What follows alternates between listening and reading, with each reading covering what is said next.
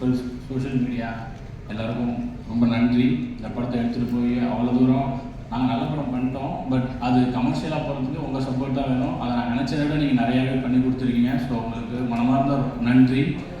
விஜய் மேலவா, மம்தா மேலவா, நான் கஷ்டப்படும் போதெல்லாம் கூட இருந்தாங்க, இப்பவும் கஷ்டப்பட போகிறேன். வா கூட இருக்கேன், சீக்கிரம் வா, டைம் இல்லைன்றாங்க.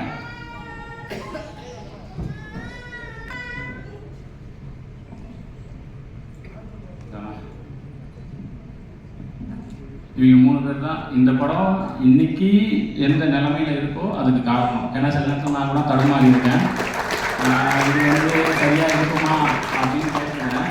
அப்பெல்லாம் வரும்போது அதுக்கு இவன் அசோசியேட் எடிட்டரு என்ன சொல்ல போனால், எனக்கு தெரிஞ்சு இந்த ஒரு 1.5 வருஷத்தில் எப்படியும் ஒரு 10-20 நாள் பட்டி கிடந்திருப்பான் என் கூட சேர்ந்து. ஆனால் ஒரு நாள் கூட அதை காமிச்சிக்கவே மாட்டான். அது மாதிரி ஏதாவது டவுட் இருக்குடா, இல்லைடா இது ஒர்க் ஆகுமா ஒர்க் ஆகாதா அப்படின்னு யோசிக்கும் போதெல்லாம் அவன் தான் எனக்கு சப்போர்ட் பண்ணுவான். ஒர்க் ஆகாது சார்ன்றுவான். சரி அப்போ வேண்டாம் மாற்றிடுவோம் அப்படின்னு சொல்லிட்டு அந்த கிரிக்கெட் போர்ஷன்ஸில் எனக்கு நிறைய கைட் பண்ணான்.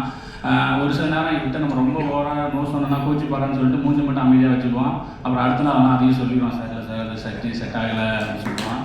ஸோ அந்த மாதிரி இவன் இந்த படத்துக்கு டைட்டில் எல்லாருமே சொன்னாங்க ரொம்ப நல்லா இருக்குது, கனெக்டிவிட்டியாக இருக்குது அப்படின்னு சொல்லிட்டு. ஆக்சுவலாக அந்த டைட்டில் ஃபஸ்ட்டு நான் வைக்கும்போது எனக்கு பிடிக்கல, எனக்கு இந்த டைட்டில் பிடிக்கல. ஆனால் சரி எனக்கு டவுட் வந்துன்னா ஓட்டு தான், எல்லாருக்கும் விட்டு பார்ப்போம், ஒர்க் ஆச்சுன்னா இது பண்ணலாம் அப்படின்னு சொல்லிட்டு. அப்போது அந்த டைட்டில் எனக்கு சொன்னது வந்து இவன், அது சப்போர்ட் பண்ணது இவன். ஏன்னா என்ன டைட்டில் இருக்கிறது தெரியல. அப்போ வந்து எங்கள் டீம் பேர் வந்து அந்த சர்க்கிளில் ரப்பர் பந்து டீமு, அதாவது அந்த அதை வச்சு ஒரு படம் பண்ண போகிறதுனால ரப்பர் பந்து டீம்னு சொல்லும்போது அவன் தான் சொன்னான் ரப்பர் பந்து நல்லா தானே இருக்குங்க. அதில் நான் பண்ண ஒரே வேலை ராக்கு வேலை லா போட்டது மட்டும்தான். ஸோ அந்த கிரெடிட் அவங்களுக்கு தான் போகும். தினேஷ் அண்ணா, இது நான் ஏன் தினேஷ் அண்ணா அப்படின்னா, அந்த குழந்தையே நீங்கள் தான் சார் அப்படின்னு சொல்லி நடிக்க வைக்கிறது வேற, அந்த குழந்தைக்கு அப்பா சார் நீங்கள் அப்படின்னு சொல்லி நடிக்க வைக்கிறது வேற. நீங்கள் ஹீரோ, ஆனால் ஹீரோ எனக்கு அப்பா அப்படின்னு சொன்னால்.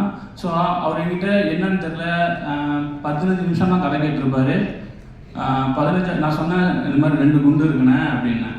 எங்கே முதல் குண்டு போடு பார்ப்போம் அப்படின்னாரு. நீ உங்களுக்கு இந்த இதில் 40 வயசு 41 வயசு இருக்குண்ணே, அது குண்டு கிடையாதுரா அப்படின்னு சொல்லிட்டாரு.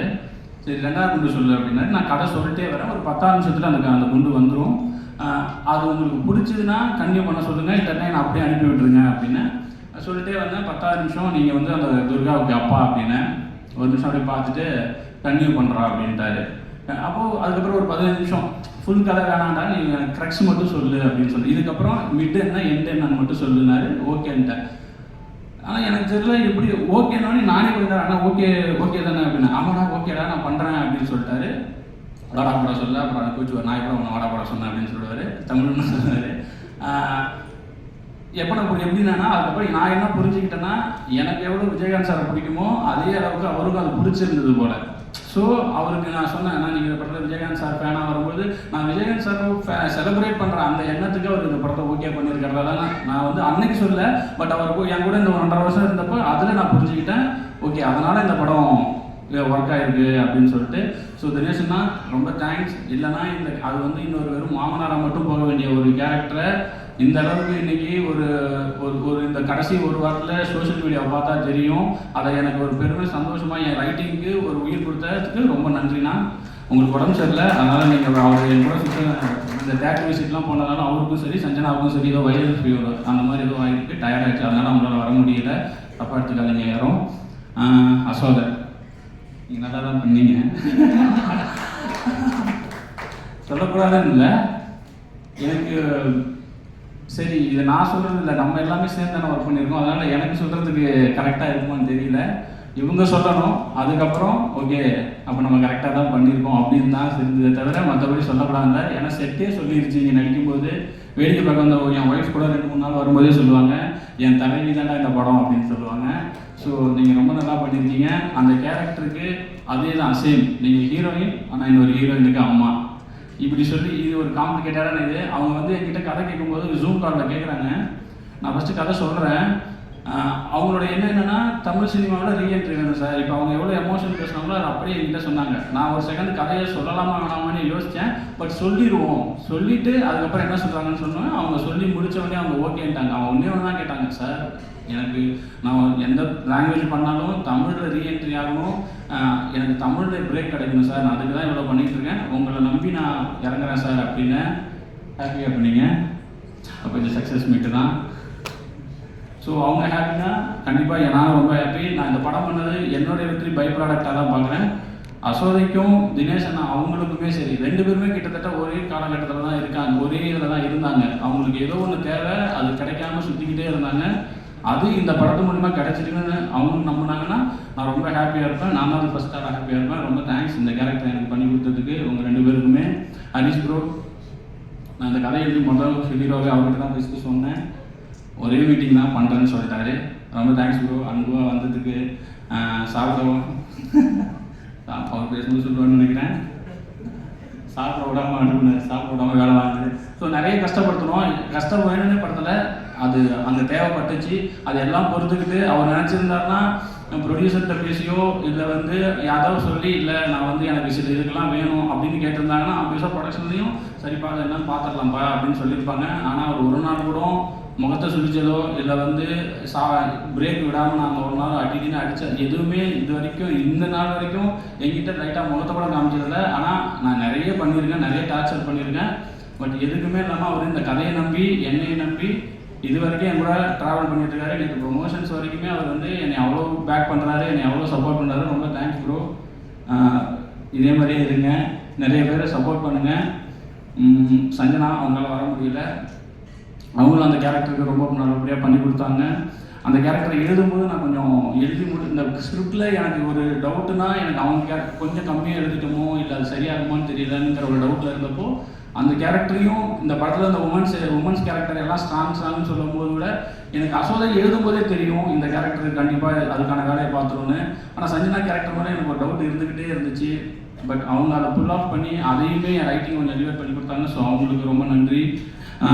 ஜென்சனாக இருக்கட்டும், அவர் ஆர்ட் டைரக்டர் அவரும் இருக்கார். ஸோ இந்த கேரக்டர் எல்லாருமே என்னென்னா ஒரு கட்டத்துக்கு மேலே அவங்க எந்த டிஸ்டர்பும் பண்ணல. சரி இவர்கிட்ட ஏதோ ஒன்று கேட்குறாரு அதை கொடுத்துருவோன்னு சொல்லி வெயிலையும் மழையிலையும் எனக்காக அவ்வளோ பண்ணி கொடுத்தாங்க. உங்கள் எல்லாருக்கும் ரொம்ப நன்றி. டெக்னீஷியன் டிகேபி இன்னைக்கு வரல, அவர் வேறு ஷூட்டில் இருக்கார். அவர் அப்படி நான் இந்த கதை அவர் கரெக்டாக இந்த படம் லவ் டுடே ரிலீஸ் ஆச்சு. அவருக்கு வேறு நிறைய கமிட்மெண்ட்ஸ் வந்துச்சு. அவர் நினச்சிருந்தா போயிருந்துருக்கலாம். ஆனால் இந்த கதையை படிச்சுட்டு அவருக்கு ஜென்யூனாக இல்லை, இந்த கதையில் ஒரு ஜென்யூனிட்டி இருக்கிறதால நான் போக மாட்டேன், நீங்கள் என்னைக்கு ஷூட் பண்ணாலும் சொல்லுங்கள் நான் வந்துடுறேன் அப்படின்னு சொல்லிட்டு இதுக்கு ஒரு பக்கம் மகாராஜா ஷூட் போய்கிட்டு இருக்கு. நைட்டு வரைக்கும் அங்கே போயிட்டு காலைலானா என் ஷூட்டுக்கு வருவார். கிட்டத்தட்ட ஒரு 30 நாள் தூங்காமல் கொள்ளாமல் வேலை செஞ்சுருக்காங்க. ஸோ டிகேபி ரொம்ப நன்றி. தினேஷ் மனோகரன், காஸ்டியூம் டிசைனர் தினேஷ் மனோகரன் ஊரில் இப்போ தான் சட்டை போடுவாங்க. போய் ஷோரூம்லாம் ட்ரெஸ் எடுக்காதீங்கன்னு மட்டும்தான் சொன்னேன். அவர் எங்கே போய் எடுத்தாருன்னு தெரில. ஆனால் அந்த படத்தில் வர காஸ்டியூம்ஸாக இருக்கட்டும், அந்த வேர்ல்டை பில்ட் பண்ணுறது எனக்கு ரொம்ப ஹெல்ப்ஃபுல்லாக இருந்துச்சு. தினேஷ் மனோகரனுக்கு நன்றி. ஆர்ட் டைரக்டர் வீரமணி சார், நீங்கள் தான் என்ன தான் நம்ம லைஃப் நான் எழுதியிருந்தாலும் அதை கொடுக்குறது ஆர்ட் டைரக்டர் தான்.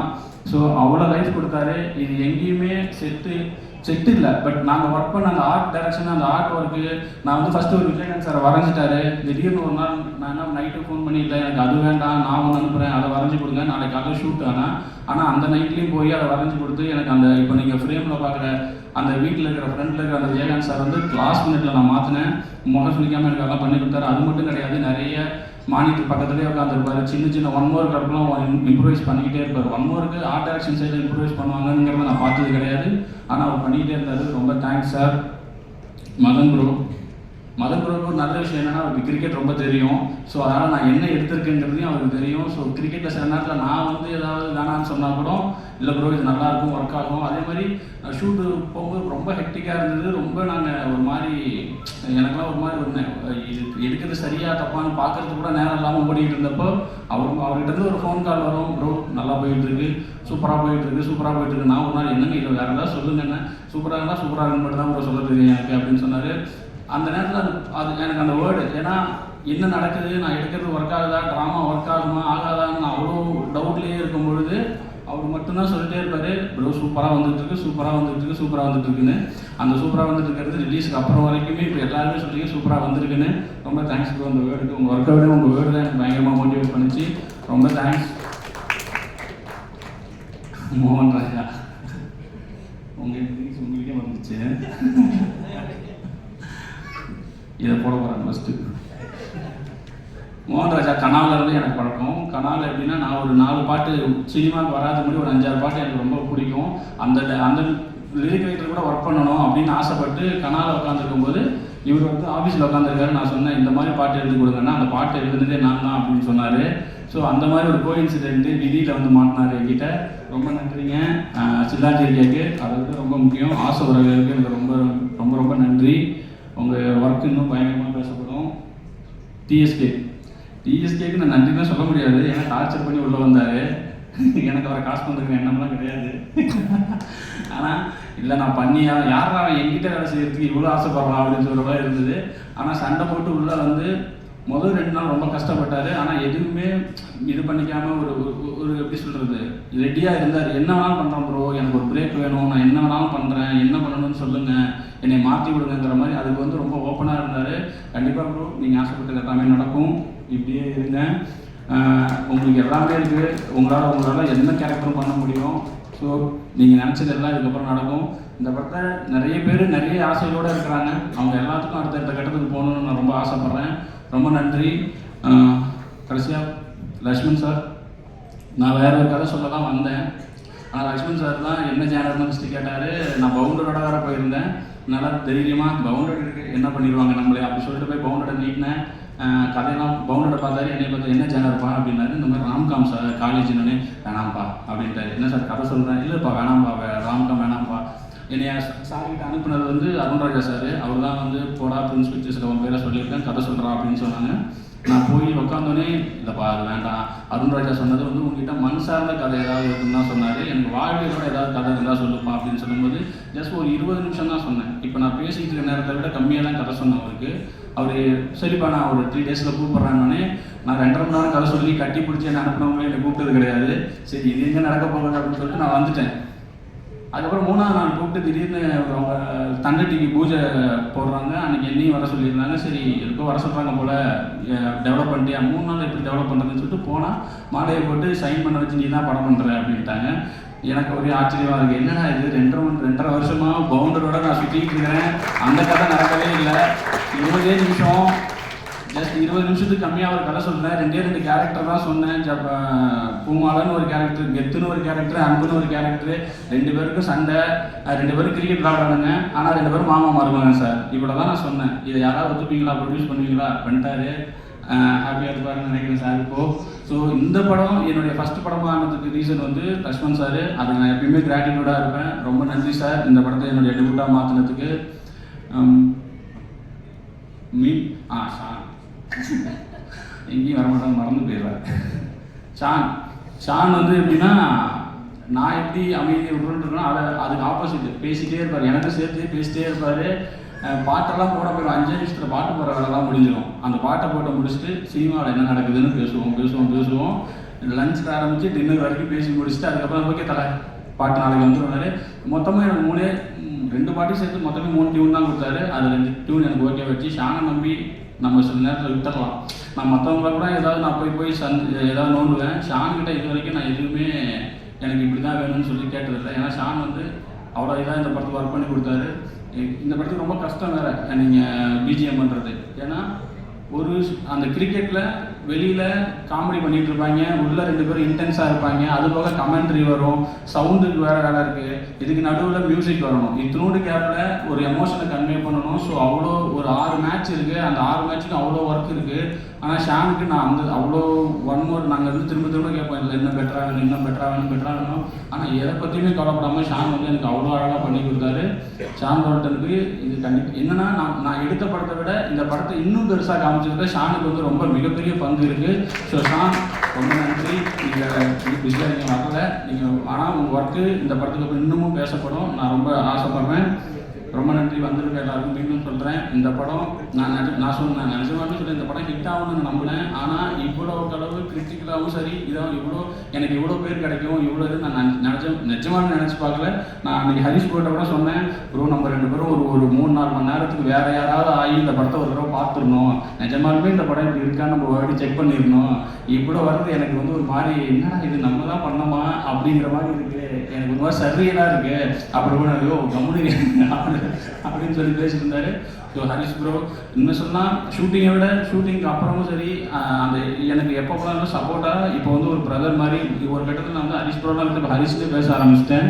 ஸோ ரொம்ப தேங்க்ஸ் ப்ரோ, அந்த இடத்துல ஸ்பேஸ் கொடுத்ததுக்கு ரொம்ப நன்றி.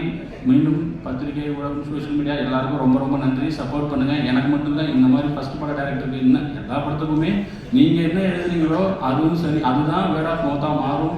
ஸோ சப்போர்ட் பண்ணுங்கள். ரொம்ப ரொம்ப நன்றி. யாரையாவது விட்டுட்டேன்னா என் ஒய்ஃபுக்கு நன்றி.